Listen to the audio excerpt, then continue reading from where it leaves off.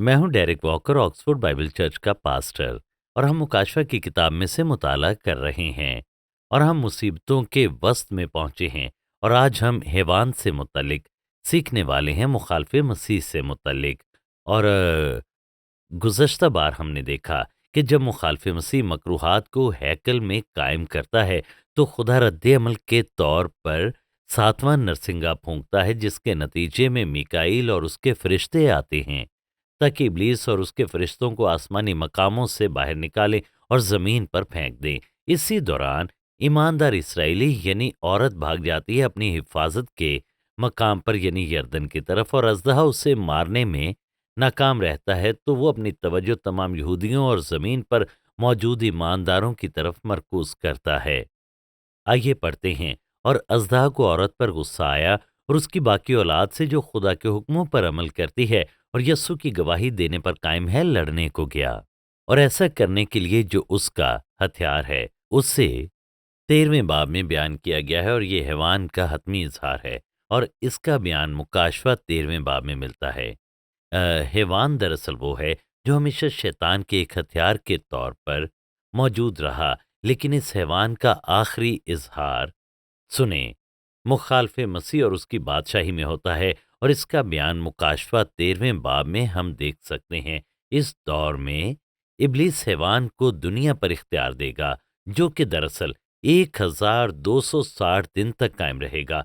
मुकाशवा 13वें बाब में इसका बयान मौजूद है कि ये किस तरह से मुकम्मल होगा, और बड़ी मुसीबतों के इब्तदाई 30 दिनों के दौरान हम ये सब देखेंगे। पहले यूहन्ना को सियासी हिमान दिखाया गया, जो दुनिया में गैर कौमों की सल्तनतों की नुमाइंदगी करता है, जो इसराइल पर तसल्लुत कायम करेंगे। और जैसा मैंने कहा कि मुखालफे मसीह और उसकी सल्तनत का ये हतमी इजहार है।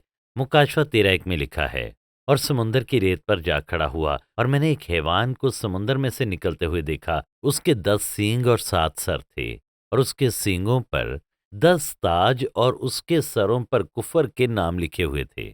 समुंदर गैर कौमों की नुमाइंदगी करता है। मुकाशवा 17:15 में लिखा है, फिर उसने मुझसे कहा कि जो पानी तूने देखे जिन पर कसबी बैठी है, वो उम्मतें और गिरोह और कौमें और अहले जुबान हैं। तो इस हैवान का समुंदर में से बाहर आना दुनिया की गैर कौमों की नुमाइंदगी है, जिन्होंने पूरी तारीख में इसराइल पर तसल्लुत कायम किया। और ये उसकी मुखालफे मसीह और नाराज फितरत को बयान करता है। और यहाँ है कि उसके 7 सर हैं और 10 सींग हैं, और ये सुर्ख अजदहे यानी इब्लीस की तस्वीर कशी करता है। और ये 12वें बाब की तीसरी आयत में मरकूम है, हम यहाँ पर इसे पढ़ सकते हैं। फिर एक और निशान आसमान पर दिखाई दिया, यानी एक बड़ा लाल अजदहा, उसके 7 सर और 10 सींग थे। और हम यहाँ पर देखते हैं कि ये अजदहे और हैवान के दरमियान ताल्लुक को बयान करता है, जिससे तस्दीक होती है कि ये दोनों लाल हैं, क्योंकि अजदहे को लाल बयान किया गया है। और फिर मुकाशवा 17:3 के मुताबिक हैवान को भी लाल बयान किया गया है, जहां पर यूं लिखा है, बस वो मुझे रूह में जंगल को ले गया, वहां मैंने किरमजी रंग के हैवान पर, जो कुफर के नामों से लिपा हुआ था और जिसके 7 सर और 10 सींग थे, एक औरत को बैठे हुए देखा। तो ये वही हैवान है जिसके बारे में हम देख चुके कि ये लाल है, और उस हैवान की शनाख्त अजहे के तौर पर होती है। ये उसकी फितरत है, और देखें लाल रंगत उसके जबर की इलामत है। तो इस हैवान के 7 सर हैं, और ये एक सियासी ताकत है जो कि अजहे से मुतासिर है और उसी के जरिए से चलती है। और इसे इसी तरह के हैवान के तौर पर बयान किया गया है, और आप इसे दूसरी आयत में देख सकते हैं। और जो हैवान मैंने देखा उसकी शक्ल तेंदुए की सी थी, और पाँव रीछ के से, और मुंह बब्बर का सा। और उस अजदहा ने अपनी कुदरत और अपना तख्त और बड़ा इख्तियार उसे दे दिया। ये इस हैवान के अजदहे के साथ ताल्लुक को बयान करता है, जिसे अजदहे ने अपनी ताकत और इख्तियार दिया। माजी के किरदारों के मुताबिक हम देखते हैं, इससे पहले कि मुसीबतों के वस्त के इस अमल को बयान किया जाता, इसे माजी की कहानी बयान करने से मुतारिफ करवाया गया।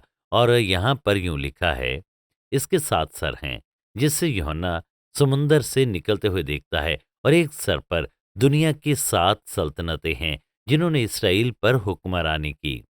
हैवान में बब्बर, रीछ और तेंदुआ शामिल हैं।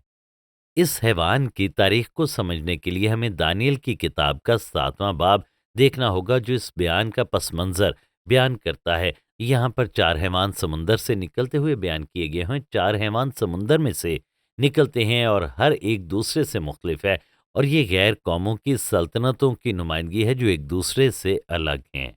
तो ये 4 बादशाह 4 सल्तनतों की नुमाइंदगी करते हैं। पहला बब्बर की तरह है, जो कि नबूकदनज़र की बादशाही में बाबल है। दूसरा रीछ की तरह, जो एक तरफ से आता है और इसके मुंह में 3 पसलियां, जो कि बदन के बारे में बताते हैं, और इसके बारे में बयान किया गया है कि ये बाबल और मिस्र को फतह करता है, और ये 3 पसलियां इसकी नुमाइंदगी करती हैं। ये एक तरफ नजर आता है कि फारस इनसे महफूज है, और ये मजीद इलाकों को कब्जे में लेने के लिए जाता है। और तीसरा हैवान, इसका मुआवजना तेंदुए की रफ्तार के साथ किया गया है, जिसके 4 सर हैं, और इसे इख्तियार दिया गया, और ये अगली बड़ी सल्तनत की नुमाइंदगी करता है, जो कि सिकंदर आज़म के ज़ेरे तहत यूनान है, और उसके मरने के बाद उसकी सल्तनत 4 बादशाहतों में तक़सीम हो गई। चौथा हैवान कुछ छोटा दिखाई देता है, और ये बाकियों से मुख्तलिफ है, और इसके सामने सब खत्म हो जाते हैं। दानियल 7वें बाब की 13वीं, 17वीं और 23वीं आयत में इसको बयान किया गया है, और इसके लोहे के दांत तबाह करने की शनाख्त के साथ हैं। और ये उन 4 बादशाहतों का जिक्र है जिन्हें दानियल दूसरे बाब में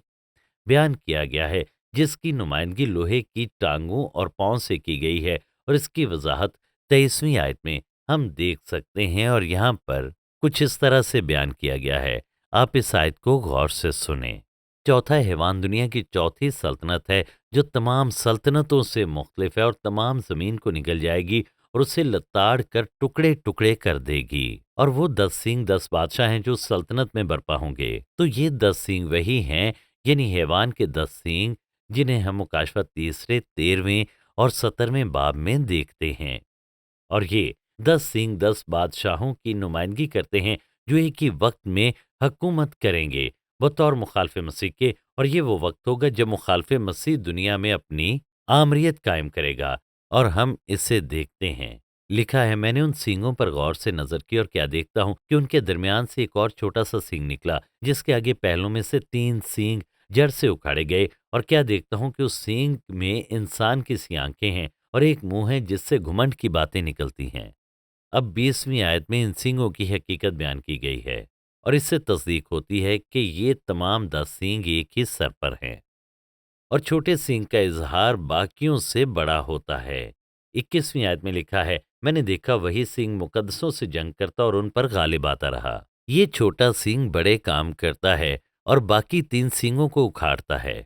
ये मुखालफे मसीह है, और इसकी वजाहत 24वीं आयत में होती है। आप इसे देखें। और उनके बाद एक और बर्पा होगा, और वो पहलों से मुख्तलिफ होगा, और 3 बादशाहों को ज़ेर करेगा, और वो हक ताला के खिलाफ बातें करेगा, और हक ताला के मुकद्दसों को तंग करेगा, और मुकर्ररा औकात व शरीयत को बदलने की कोशिश करेगा, और वो एक दौर और दौरों और नीम दौर तक उसके हवाले किए जाएंगे। और ये 1260 दिनों का हवाला है। अब ये चौथा हैवान मुसीबतों के वस्त में तसल्लुत कायम करेगा, और इस दौरान 10 बादशाहों के दरमियान इख्तलाफात होंगे, और फिर मुसीबतों के वस्त में मुखालफ मसीह इख्तियार हासिल करेगा, और इन 3 बादशाहों को शिकस्त देगा जो कि मुखालफत करेंगे। हमने दानियल 11वें बाब में भी यही देखा। देखें 40वीं से 44वीं आयत तक, जिसे दुश्मनों को शिकस्त देने वाले के तौर पर बयान करता है। जनूब, मशरिक और शुमाल में इन 3 बादशाहों को जो उसकी बादशाही के रास्ते में आएंगे, और ये मुसीबतों के वस्त में होगा, और तब वो इख्तियार पाएगा। हैवान की इस्तिलाह जो बादशाही को बयान करती है, ये उस बादशाह यानी मुखालफ मसीह को भी बयान करती है, क्योंकि ये दो अब एक ही हैं, क्योंकि वही बादशाही है, और वो अपने मुकम्मल इख्तियार को अमल में लाता है, और आप हैवान, मुखालफ मसीह और उसकी बादशाही में तफरीक नहीं कर सकते। फिर दानियल के रोया में हम इस हैवान की मुकम्मल तबाही देखते हैं। पहले हमने देखा आसमान से उसकी अदालत का तयन होता है, और फिर उसे ये सजा दी जाती है। मैं देख ही रहा था कि उस सींग की घुमंड की बातों की आवाज के सबब से मेरे देखते हुए वो हैवान मारा गया, और उसका बदन हलाक करके शोला जन आग में डाला गया। और इसकी तकमील तब होगी जब मसीह खुदावंद मुखालफ मसीह को मारेगा, और उसे आग की झील में डालेगा। 12ویں آیت اس چوتھے حیوان کی تباہی میں امتزاج کو بیان کرتی ہے ان ماضی کے حیوانوں کے بغیر جنہوں نے اپنا اختیار کھو دیا۔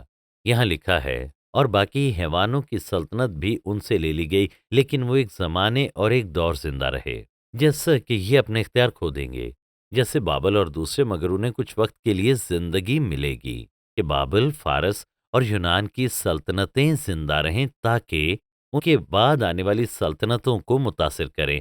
مگر یہ چوتھا حیوان آخری حیوانی سلطنت ہے۔ اس سے پہلے کہ مسیح اپنی بادشاہی قائم کرے تو تب یہ ختم ہوگی، تو یہ مزید زندہ نہیں رہے گی اور اس کے بعد اس سے کوئی اور حیوان نہیں آئے گا۔ اس کی تباہی حیوانوں کا آخری اختیار ہوگا۔ رویا اس کی بنیاد کو بیان کرتی ہے اس مسیحی بادشاہی کی جو کہ مسیح کی دوسری آمد پر قائم ہوگی۔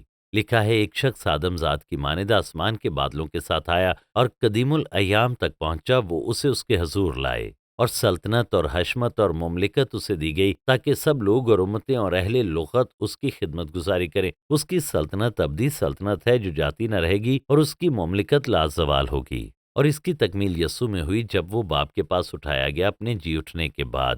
دیکھیں ابن آدم کا مطلب ہے کہ وہ انسان کے طور پر پیدا ہوا، زمین پر 33.5 سال گزارے، مر گیا اور پھر جی اٹھا اور اپنا کام مکمل کیا، زمین اور اس کے لوگوں کو مخلصی بخشی اور پھر خدا کے تخت کے سامنے آیا اور آسمان اور زمین کا کل اختیار پایا۔ وہ پہلے ہی بادشاہی کے اختیار اور تسلط حاصل کر چکا تھا، اور یہ عالمی سطح پر اور ہمیشہ کے لیے ہوگا، اور یہ صرف 1000 سال کے لیے نہیں ہوگا بلکہ یہ ابد تک جاری رہے گا۔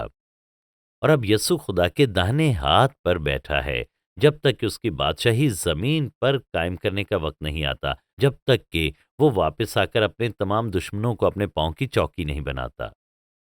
آپ اس کی وضاحت دانیل کی کتاب میں دیکھتے ہیں جو تصدیق کرتی ہے کہ ان 4 حیوانوں کی بادشاہی کے بعد جو کہ زمین میں سے اٹھیں گے، ان کے بعد ایک اور بادشاہی ہوگی جو آسمان سے آئے گی۔ یاد کریں یسوع نے کہا کہ اس کی بادشاہی اس دنیا کی نہیں، یعنی یہ اس دنیا سے نہیں بلکہ آسمان سے آئے گی۔ اس نے یہ نہیں کہا کہ یہ اس دنیا میں نہیں ہوگی، کیونکہ یہ آسمان سے اس دنیا میں آئے گی۔ تو پھر دیکھیں یسوع کی بادشاہی آسمان سے آئے گی، اور پھر لکھا ہے کہ ہم اس بادشاہی میں مسیح کے ساتھ حکمرانی کریں گے، اور یہ بادشاہی ہمیشہ اور ہمیشہ تک جاری رہے گی۔ اور یہ تصدیق کرتا ہے کہ جب چوتھا حیوان مارا جائے گا تو تمام حیوانوں کا اس زمین سے خاتمہ ہو جائے گا، کیونکہ خدا کی بادشاہی اس کی جگہ لے لے گی اور ہمیشہ تک رہے گی۔ اب 21ویں آیت تصدیق کرتی ہے کہ حیوان مقدسین کے خلاف تب تک قائم رہے گا جب تک کہ خدا آسمانی تخت عدالت پر بیٹھ کر حیوان کے خلاف عدالت نہیں کرے گا، اور یہ عدالت مقدسین کے حق میں ہوگی، اور وہ حکم صادر کرے گا کہ اب مقدسین کے بادشاہی کرنے کا وقت ہے۔ اس کی وضاحت اس بیان کے ساتھ ہوتی ہے، تب عدالت قائم ہوگی اور اس کی سلطنت اس سے لے لیں گے کہ اسے ہمیشہ کے لیے نیست و نابود کریں، اور تمام آسمان کے نیچے سب ملکوں کی سلطنت اور مملکت اور سلطنت کی حشمت حق تعالیٰ کے مقدس لوگوں کو بخشی جائے گی، اور تمام مملکتیں اس کی خدمت گزار اور فرما بردار ہوں گی۔ دانیل کی رویا بتاتی ہے کہ مخالف مسیح کی 3.5 سالہ بادشاہی کے بعد مسیح یہ اختیار حاصل کرے گا اور مخالف مسیح اور اس کی بادشاہی کو ختم کرے گا، انہیں آگ کی جھیل میں ڈالے گا، اور پھر وہ زمین پر اپنی بادشاہی قائم کرے گا جو کہ ہمیشہ کے لیے ہوگی، اور اس کے مقدسین اس کے ساتھ ہوں گے۔ اب مکاشفہ 13ویں باب میں 7واں سر، جس پر ہم پہلے ہی غور کر چکے ہیں کہ حیوان کے 7 سر ہیں، مگر 7واں سر اہمیت کا حامل ہے کیونکہ یہ مخالف مسیح کی بادشاہی ہے جو کہ آخری سر ہے۔ تو اب ہم مکاشفہ 13ویں اور 17ویں باب میں بیان کردہ مخالف مسیح کو سمجھنے کی بہتر حالت میں ہیں۔ اس کے 7 سر ہیں، اور یوحنا ایک وقت میں ایک سر کو سمندر میں سے نکلتے ہوئے دیکھتا ہے، اور یہ 7 سر یقیناً 7 غیر قوم سلطنتیں ہونی چاہیے جو اسرائیل پر تسلط قائم کرتی ہیں۔ نمبر 1 مصر، نمبر 2 شام، اور یہ دانیل کے دور سے پہلے کی بات ہے، اور پھر بابل، اور پھر فارس یعنی ریچھ، اور پھر یونان یعنی کہ تیندوا، اور یہ 7واں مخالف مسیح کی آخری سلطنت ہے۔ دانیل 7 اور مکاشفہ 17 کے مطابق اس سر پر 7 سینگ موجود ہیں۔ مکاشفہ 13:2 میں تصدیق ہوتی ہے کہ اس بڑے حیوان میں تیندوا یعنی یونان، ریچھ، فارس اور شیر بابل شامل ہیں۔ दानियल ने उन्हें मुख्तलिफ हैवानों के तौर पर देखा, जबकि यूहन्ना ने एक बड़ी तस्वीर में अलग सरों के तौर पर इसे देखा, जो कि एक बड़े हैवान का इजाफी इजहार है। तो दानियल 7 के मुताबिक मुकाशवा 13 में हैवान के आखिरी सर पर तवज्जो मरकूज की गई है, जो कि मुखालफ मसीह की बादशाही है। और इसमें हमारी दिलचस्पी का अमर है इस हैवान की शनाख्त करना, और हम इसकी मौजूदगी का इम्तियाज कर सकते हैं अपने मौजूदा सियासी मंजरनामे में। इसका शानदार मंजरनामा 7वीं सल्तनत है, जो कि रूमी सल्तनत की दोबारा बहाली है, जो कि यूरोप की सुपर स्टेट है, और ये ईओयू के आगे बढ़ने में दिलचस्पी का अमर है। दानियल तांबे की मूरत के हवाले से बात करता है, जिसमें लोहे की दो टांगें हैं, जो कि तारीखी रोमी सल्तनत के मगरबी और मशरकी हिस्से की नुमाइंदगी करती हैं, और लोहे और मिट्टी के पांव आखिरी वक्त में बहाल शुदा रूमी सल्तनत की नुमाइंदगी है, और पांव की 10 उंगलियां 10 कौमों के इत्तेहाद की इलामत है, जो कि 10 सरों का हवाला भी है, जिनसे मुखालफे मसीह उठता है। मगर हाल ही में इसमें मशरक़ वुस्ता की सल्तनतों का नुक्ता नज़र भी परवान चढ़ रहा है, और जो कुछ इस वक्त वहाँ पर हो रहा है, इससे इसे तहरीक मिलती है। ये नुक्ता नज़र कहता है, 7वां सर और दानियल 7 के मुताबिक चौथा हैवान इनकी मशरक़ वुस्ता में ताकत है, जिसका आगाज़ हम देखते हैं कि बहुत पहले हुआ, यानी 6ठी सदी में हुआ, और इसका इख्तिताम हम देखते हैं कि 1934 में हुआ।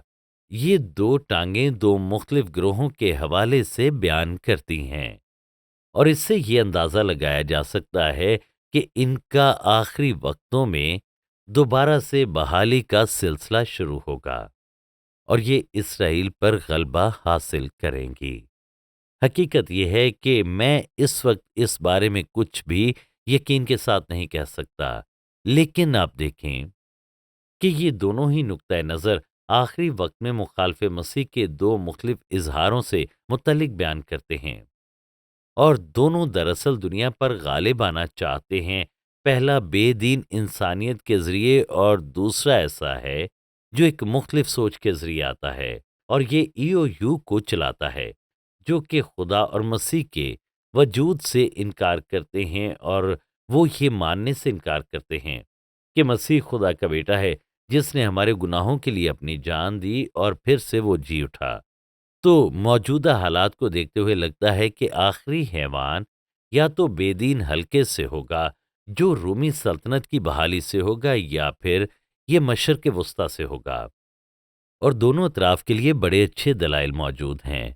और हमें देखना होगा कि आखिरी वक्त की तहें जब खुलती हैं, तो क्या मंजरनामा होता है, जब हम मुकम्मल तौर पर यकीनी हो सकें। शायद ये दोनों दलाइल मुश्तरका तौर पर ऐसी सूरत हाल भी पैदा कर दें।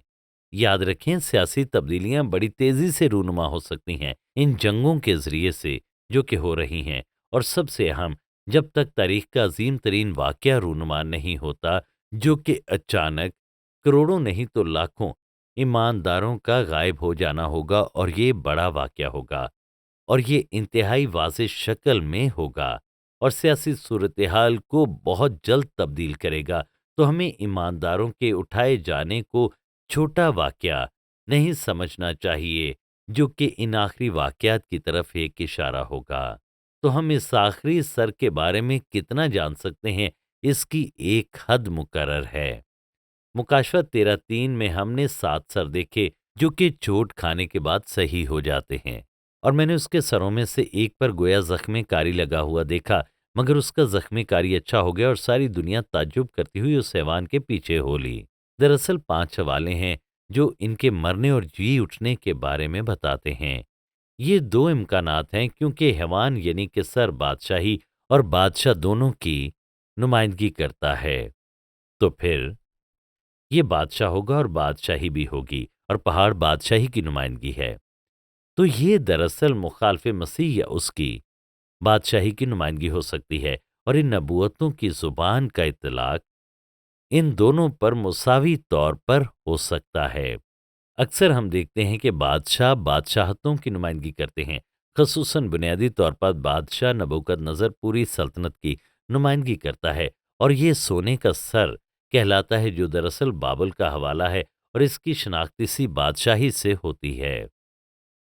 سیریا کا بادشاہ اور پھر یونان کا بادشاہ اسکندر اعظم، تو مرنے اور جی اٹھنے سے متعلق ان پیشن گوئیوں کی زبان کا اطلاق ترجیحی طور پر آدمیوں پر ہوتا ہے، لیکن اس کا اطلاق کسی سلطنت کے ختم ہونے اور پھر اوپر اٹھنے پر بھی ہوگا، اور میں کہوں گا کہ آخری اطلاق مخالف مسیح پر اس کا ہوتا ہے، یعنی اس کے مرنے اور جی اٹھنے پر۔ مگر اپنی سلطنت کے آخری سربراہ کے طور پر اس تصویر کا نشان ہے کہ اس کی سلطنت کا ختم ہونا اور پھر بحال ہونا، اور اس کی منطق بنتی ہے کہ اپنی سلطنت کے آخری سربراہ کے طور پر یہ تجربہ سلطنت کے ختم ہونے کا بھی آئینہ دار ہے، جیسے یسوع جو اسرائیل کا بادشاہ ہے، اسرائیل کا آئینہ دار بھی ہے، کیونکہ اسے مارا گیا اور 2 دن بعد وہ جی اٹھا، اور یہ اسرائیل کے ختم ہونے اور 2 دن بعد پھر بحال ہونے کے متوازی ہے، جسے ہوسیہ 6 میں بیان کیا گیا۔ اسی طرح جب مخالف مسیح کے مرنے اور جی اٹھنے کی بات ہوتی ہے، تو یہ اس کی سلطنت کے ختم ہونے اور دوبارہ بحال ہونے کے بارے میں بھی بات ہے۔ اب اگر رومی نقطۂ نظر سے دیکھیں تو یہ چھٹا سر ہے، رومی سلطنت کے سر پر چوٹ لگی اور یہ پھر 7ویں سر کے طور پر واپس آتی ہے، جو کہ بحال شدہ رومی سلطنت ہے۔ دوسرے نقطۂ نظر سے یہ 7واں سر دراصل مشرق وسطی سے ہی ہے، جسے دراصل ہم دیکھتے ہیں کہ ختم کر دیا گیا، تو ہم دیکھتے ہیں کہ 7واں سر پھر سے زندہ ہوگا مصیبتوں سے پہلے۔ مکاشفہ 13:3 میں مرقوم ہے کہ یہ حیوان مخالف مسیح اور اس کی سلطنت جی اٹھے گی، اور بہت سے لوگ اس کی پیروی کریں گے، اور ہم دیکھتے ہیں کہ اس پر ابلیس قابض ہوگا اور پوری دنیا پر اختیار حاصل کرے گا اور جنگ میں بڑی کامیابی حاصل کرے گا، اور مافوق الفطرت طاقت سے وہ معجزے کرے گا۔ لکھا ہے، اور چونکہ اس اژدہے نے اپنا اختیار اس حیوان کو دے دیا تھا، اس لیے انہوں نے اژدہے کی پرستش کی اور اس حیوان کی بھی یہ کہہ کر پرستش کی کہ اس حیوان کے مانند کون ہے، کون اس سے لڑ سکتا ہے۔ اس کا مطلب یہ ہوگا کہ وہ ابلیس کے آگے جھک رہے ہیں اور دراصل اسی کی عبادت کر رہے ہیں، کیونکہ ہم دیکھتے ہیں کہ حیوان یعنی مخالف مسیح ابلیس کا ظاہری نمائندہ ہوگا، جس سے زمین پر اس کا اظہار ہوگا، اور اس کی گفتگو بھی شیطان کی طاقت سے متاثر ہوگی، جو لوگوں کو اس کی پیروی پر قائل کرے گا۔ اب آپ دیکھیں کہ 5ویں آیت میں کس طرح سے اسے بیان کیا گیا ہے۔ تو مصیبتوں کے وسط میں یہ واقعات مخالف مسیح کو دنیا کا مرکزی حکمران بناتے ہیں، یسوع کی واپسی سے پہلے 3.5 سال تک، جس دوران وہ سچے خدا کے خلاف کفر بکے گا، اور اس نے خدا کی نسبت کفر بکنے کے لیے منہ کھولا کہ اس کے نام اور اس کے خیمہ یعنی آسمان کے رہنے والوں کی نسبت کفر بکے۔ یہاں مقدسین کو بڑے پیمانے پر اذیتیں دینے کی بھی نشاندہی ہے، جو جھکنے سے انکار کریں گے، اور اسے یہ اختیار دیا گیا کہ مقدسوں سے لڑے اور ان پر غالب آئے۔ شیطان اسے پوری دنیا پر اختیار دے گا، اور اسے ہر قبیلے اور امت اور اہل زبان اور قوم پر اختیار دیا گیا، تو اس سے تصدیق ہوتی ہے۔ حالانکہ یسوع نے صلیب پر ابلیس کو شکست دی اور سارے اختیار لیا، لیکن اس نے زمین کے دیوتا کے طور پر شیطان کو اس کے مقام سے نہیں ہٹایا۔ وہ مصیبتوں کے وسط میں ایسا کرے گا۔ پھر جب اس کی دوسری آمد ہوگی تو وہ ابلیس کو اس کے اختیار سے ہٹا دے گا، ایک روحانی جنگ کے نتیجے میں، اور وہ دنیا پر اپنی حکمرانی قائم کرے گا۔ اس معاملے میں غلط فہمی خطرناک ہے۔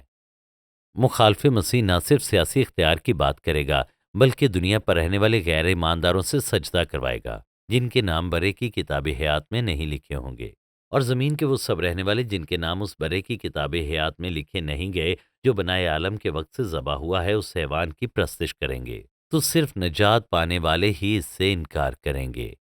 اس کا موازنہ مکاشفہ 17:8 سے ہوتا ہے، جس سے پتہ چلتا ہے کہ اس کا ترجمہ یوں ہونا چاہیے: جن کے نام اس برے کی کتاب حیات میں لکھے نہیں گئے، جو بنائے عالم کے وقت ذبح ہوا ہے، اس حیوان کی پرستش کریں گے۔ یعنی خدا نے ہمیں بنائے عالم سے پیشتر اپنے بیٹے مسیح میں چن لیا۔ جب ہم مکاشفہ 20ویں باب پر آئیں گے تو زندگی کی اس کتاب کے بارے میں دیکھیں گے کہ خدا عدالت کے وقت اسے کھولے گا، اور کوئی بھی ابدی زندگی تبھی پائے گا جب اس نے یسوع کے خون کے وسیلے سے مخلصی پائی ہوگی اور خدا کا فرزند بنا ہوگا۔ اس بنیاد پر ان کے نام خدا کے خاندانی البم میں اس کے خون سے لکھے ہوں گے۔ اور جس کسی کا نام کتاب حیات میں لکھا ہوا نہ ملا وہ آگ کی جھیل میں ڈالا گیا، کیونکہ گناہ کا واحد کفارہ یسوع مسیح کا خون ہے۔ تو یقینی بنائیں کہ آپ کا نام برے کی کتاب حیات میں لکھا ہوا ملے۔ اگلی آیت میں لکھا ہے، جس کے کان ہوں وہ سنیں خدا کا کلام۔ حالانکہ یہ تاریخ انسانی کا بدترین وقت ہوگا، جب لگے گا کہ بدی فاتح ہوئی۔ خدا اپنے ان لوگوں کو مقدسین کہتا ہے جو ثابت قدم اور وفادار رہیں گے، جنہیں یاد ہوگا کہ یہ صرف ایک مختصر وقت کے لیے ہے، اور پھر خدا آخری عدالت کرے گا اور دشمنوں کی میز کو الٹا دے گا۔ جس کو قید ہونے والی ہے وہ قید میں پڑے گا، جو کوئی تلوار سے قتل کرے گا وہ ضرور تلوار سے قتل کیا جائے گا۔ مقدسوں کے صبر اور ایمان کا یہی موقع ہے۔ خدا ان کی عدالت کرے گا جنہوں نے اس کے مقدسین کو ستایا۔ جنہوں نے مقدسین کو قید کیا وہ ابدی جہنم میں قید کیے جائیں گے، اور جنہوں نے مقدسین کو مارا وہ اس تلوار سے ماریں گے جو یسوع کی آمد پر اس کے منہ سے نکلے گی، اور وہ ابدی موت کا تجربہ کریں گے۔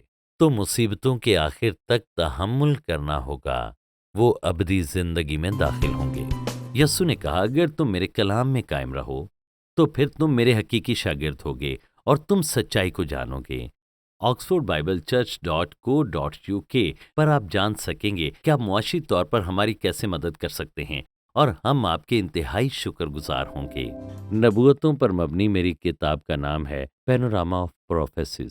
اس کے 650 صفحات ہیں، اور یہ بائبل کی نبوتوں کے پورے مضمون کا احاطہ کرتی ہے، اور مجھے لگتا ہے کہ بہت سے لوگ اس کے اس بڑے ایڈیشن کو پسند کریں گے۔ اس کا سائز A4 ہے، یقیناً یہ تھوڑی مہنگی ہے، 40 پاؤنڈ کی ہے، لیکن اس سے مطالعہ کرنا اور زیادہ آسان ہو جائے گا۔